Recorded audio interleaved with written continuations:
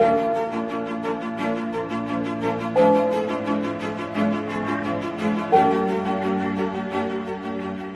writing of Genesis is maybe the most important piece of work in the Bible, because the place of writing, time of writing, and the author of the book of Genesis is just one major high point. Adam sinned, and there was a battle for seed. The earth was cursed. The ground was literally cursed. The only way you can curse the earth is with water and fire. And from Adam to Moses, death reigned. This reigned right through the flood. Now, the flood was redeeming the earth of the curse of water.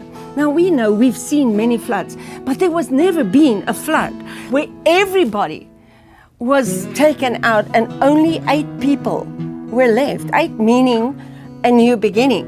After the flood, we have the tower, and then at the calling of Moses, that followed the calling of Abraham, Pharaoh wanted to kill all the babies. And the very baby that was the cause for this killing spree was saved. Now, this shows us that the devil is not very clever. He couldn't do it himself because he hasn't got a body. So he used Pharaoh, the highest tree at the time.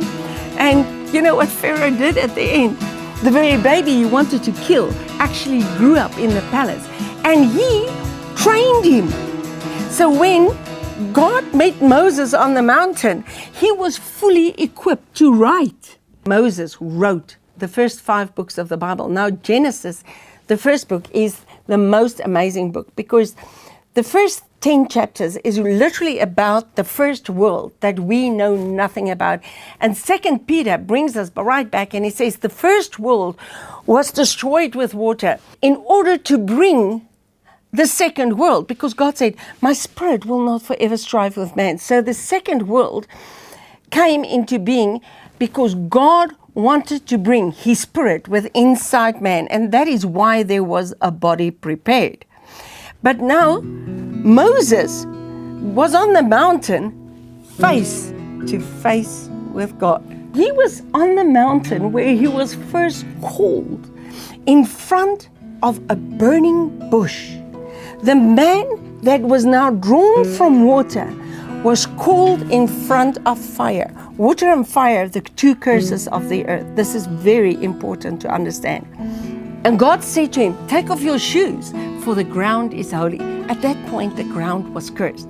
So this was a foreshadowing of what is to come.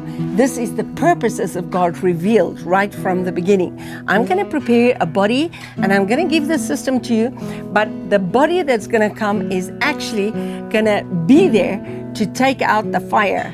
Isaiah says, you will go through the water, it will not overwhelm you. You will go through the fire. Wow, it's not going to burn you. So the 2 cursing elements is also the 2 life-giving elements. But here on the mountain, Moses and God is face to face. They are like friends. Moses didn't say, yes, boss. Okay, boss. Yes, boss. Right, boss. They were sitting. He says, God, I'm not going to go. If your presence doesn't go with us. Now, wow, the presence of God. Now, Moses was right in the presence of God. The people weren't. And God said, Moses, my presence will go with you. But a strange thing, Moses kept on saying to God, you know my name. And God says, I know your name. I know your name. It happened 3 times. God says, I know your name. But Moses just kept on pushing. When God said, your presence will go, Moses turned around and he says, show me your way. And God says, I will show you my way. And then Moses stepped further and he said, show me your glory. And everything on that mountain changed. God says, my goodness will pass by you. In other words, he saw from the beginning to the end the goodness passing by, because his goodness is new every morning. And this is where Moses started writing Genesis. Day 1, it was good. Day 2, it was good. Can you see it cycles? Days, cycles. The clock works with cycles. It's going round and round and round. He says, my goodness, the cycles of time is going to pass you. But then he said something. I will be gracious on whom I will be gracious. I will be merciful on whom I will be merciful. And in that time, the first person that ever experienced grace was Noah. The Bible says Noah found grace. The flood was a big turning point, and from that point, people found grace. The law came by Moses, but when Jesus came, grace and truth came. So people found grace, but when Christ came, grace came and gave us mercy. Grace means I get what I don't deserve. Mercy means I do not get what I do deserve. It is a whole package. And what happened is the whole story of time played out. And this is where he wrote Genesis. Genesis is a vision. So everything in Genesis has meaning. Everything in Genesis has purpose. Everything is Spirit breathed and its principles laid down. It's like the DNA or the floor plan of time. It's the blueprint of time that God gave Moses. But then something happened. God said to Moses, you cannot see my face. What? He was face to face with God. Face meaning forward side or front side. But he said to him, there's a place beside me on the rock.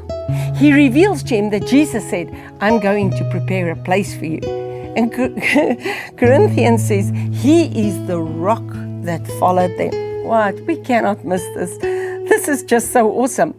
This is a point where the rock was cut loose. They were on a mountain that hit the statue, the body of Satan, which became a high mountain, Armageddon, the place where the battle raged, and Jesus brought us mercy. This is all one story.